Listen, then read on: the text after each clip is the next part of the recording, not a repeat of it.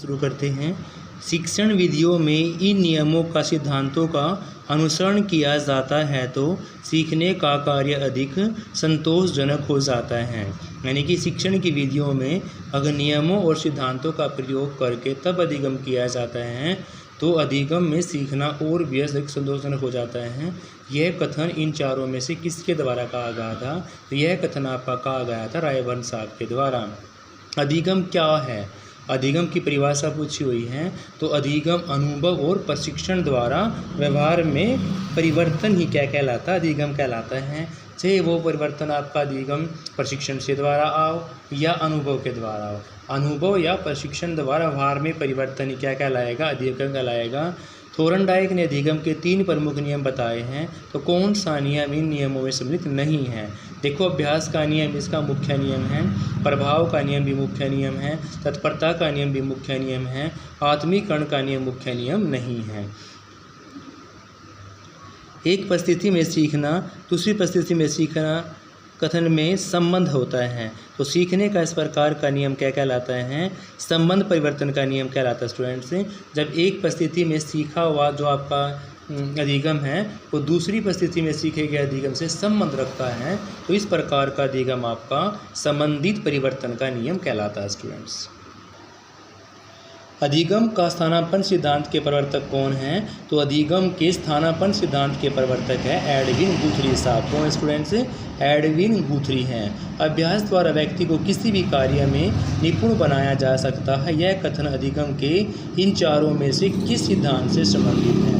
यानी अधिगम द्वारा व्यक्ति किसी भी कार्य में निपुण बनाया जा सकता है और यह कथन अधिगम के इन चारों सिद्धांत में से किस सिद्धांत से संबंध रखता है?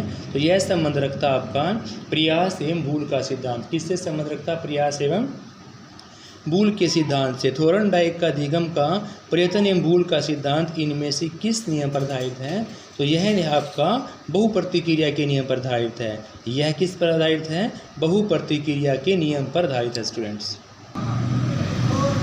शिक्षक अपनी संपूर्ण विषय सामग्री को छोटे छोटे खंडों में विभाजित करके छात्रों के सामने प्रस्तुत करता है।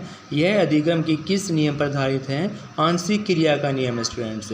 जब पूरे विषय सामग्री को छोटे छोटे पार्ट में डिवाइड करके बच्चों को पढ़ाया जाता है तो छोटे छोटे अंशों में डिवाइड करके पढ़ाया जाएगा तो उसको हम आंशिक क्रिया का नियम बोलेंगे। मैस्लो के अनुसार मूल आवश्यकताएं होती 5 प्रकार की। मूल आवश्यकताएं मैस्लो के अनुसार 5 प्रकार की। 5 प्रकार की मूल आवश्यकताएं किसके अनुसार होती है? मैस्लो के अनुसार होती हैं। मैस्लो के अनुसार व्यक्ति का बी प्रेरक कितने प्रकार के होते हैं? तो मैस्लो के अनुसार व्यक्ति के बी प्रेरक आपके 18 प्रकार के होते हैं। थोरनडाइक के अधिगम के मुख्य नियम की बात करते हैं तो 8 नियम में से मुख्य नियम आपके 3 ही थे, प्रभाव का नियम, तत्परता का नियम, अभ्यास का नियम और बाकी 5 नियम आपके गौण नियम थे। तो डी इज राइट आंसर। थोरनडाइक के अधिगम के गौण नियम पूछे हुए तो गौण नियम कितने थे? भी 5 थे। कितने थे स्टूडेंट्स? 5 थे। गेस्टाल्टवादियों ने अधिगम को कौन सा सिद्धांत दिया? तो गेस्टाल्टवादियों ने अधिगम का अंतर्दृष्टि का सिद्धांत दिया। अधिगम स्थानांतरण के औपचारिक अनुशासन का सिद्धांत डैश ने प्रतिपादित किया, फैकल्टी साइकोलॉजिस्ट ने प्रतिपादित किया स्टूडेंट्स। प्रशिक्षण स्थानांतरण का सबसे पुराना सिद्धांत कौन सा है? तो मानसिक शक्तियों का सिद्धांत प्रशिक्षण या अधिगम स्थानांतरण का सबसे पुराना सिद्धांत है। कौन? मानसिक शक्तियों का सिद्धांत। ईएल थोरनडाइक के अनुसार अधिगम का सकारात्मक स्थानांतरण की संभव है जबकि क्या? जब 2 अधिगम परिस्थितियों में कुछ समान तत्व क्या होते हैं? विद्यमान होते हैं। तो एक का अधिगम दूसरे के अधिगम में सकारात्मक यानी कि संबंध तो करेगा लेकिन हेल्प करेगा तो इस प्रकार क्या कहलाएगा आपका? वो सकारात्मक स्थानांतरण कहलाएगा। इसलिए आपका इसका आंसर होगा 2 अधिगम परिस्थितियों में कुछ समान तत्व विद्यमान होने चाहिए। जब बालक किसी विषय के सामान्य नियमों को अच्छी तरह से समझ लेता है उसमें उस ज्ञान को अन्य परिस्थिति में प्रयोग करने की योग्यता प्राप्त कर लेता है तो इस प्रकार का अधिगम स्थानांतरण का कौन सा नियम से संबंध होगा? तो इस प्रकार आपका सामान्यीकरण का सिद्धांत कहलाएगा स्टूडेंट्स। जब बालक किसी सामान्य सिद्धांत को अच्छी तरह से समझ के उसको अन्य परिस्थितियों में प्रयोग करने में अपनी योग्यता प्राप्त कर लेगा तो यह कथन अधिगम स्थानांतरण का आपका सामान्यीकरण का सिद्धांत कहलाएगा। सामान्य विशिष्ट तत्वों के सिद्धांत के प्रतिपादक कौन थे? स्पीयर साहब थे। सामान्य सामान्य और विशिष्ट, दो प्रकार के जो आपके तत्व दिए गए थे वो आपके स्पीयर साहब के द्वारा दिए गए थे। गणित विषय का ज्ञान विज्ञान विषय में अधिगम में सहायक होता है।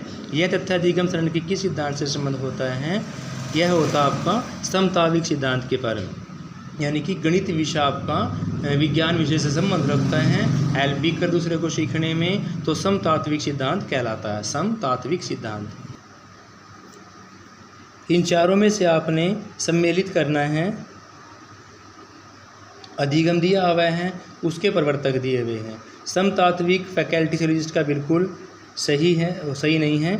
सामान्यीकरण का स्पीयरमैन दो दिए थे, एक सामान्य का और एक विशिष्ट का। तो मानसिक शक्ति या अनुशंसा का सिद्धांत दिया गया था आपका CHZ के द्वारा, ये आपका सही है। मानसिक शक्ति अनुशासन का सिद्धांत दिया गया था आपका CHZ के द्वारा। जैसे ये आपका 4 से मैच करेगा, समतात्विक सिद्धांत दिया गया था आपका थोरनडाइक साहब के द्वारा, और बी आपका करेगा 3rd सामान्यीकृत अनुप्रस्थ सिद्धांत आपका CHZ के द्वारा, और मानसिक शक्ति का सिद्धांत दिया गया था आपका फैकल्टी के द्वारा, और जो सामान्य एवं विशिष्ट तत्व का ज्ञान है वो स्पीयरमैन के द्वारा।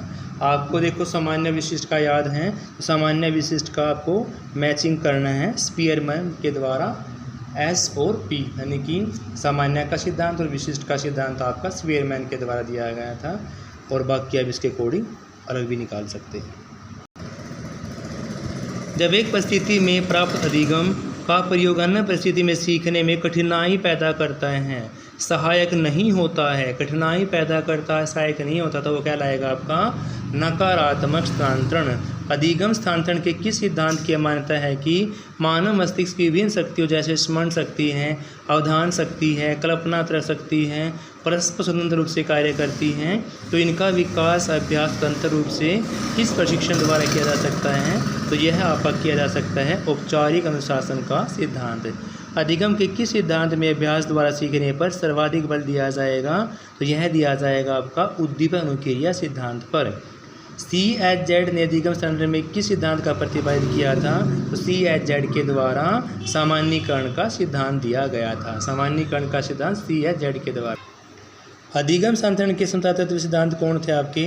तो अधिगम स्थानांतरण के समतात्विक सिद्धांत था थोरनडाइक साहब। अधिगम स्थानांतरण के सिद्धांत एवं प्रतिपादक निम्न युग्मों में से असत्य हटना है। साहचर्य का सिद्धांत आपका थोरनडाइक के द्वारा नहीं दिया गया था, साहचर्य का सिद्धांत आपका थोरनडाइक का दिया गया है यहाँ पर, लेकिन ये गलत है। पूर्व में अधिगमित कार्य को वर्तमान में सीखे जा रहे कार्य में सहायक सिद्ध होगा। अगर पीछे सीखी गई कोई चीज़ आगे सीखने वाली चीज़ में सहायक सिद्ध होगी, तो यह आपका धनात्मक या सकारात्मक स्थानांतरण कहलाएगा, धनात्मक या सकारात्मक स्थानांतरण। थैंक यू स्टूडेंट्स, बाकी क्वेश्चन हम नेक्स्ट वीडियो के अंदर करेंगे।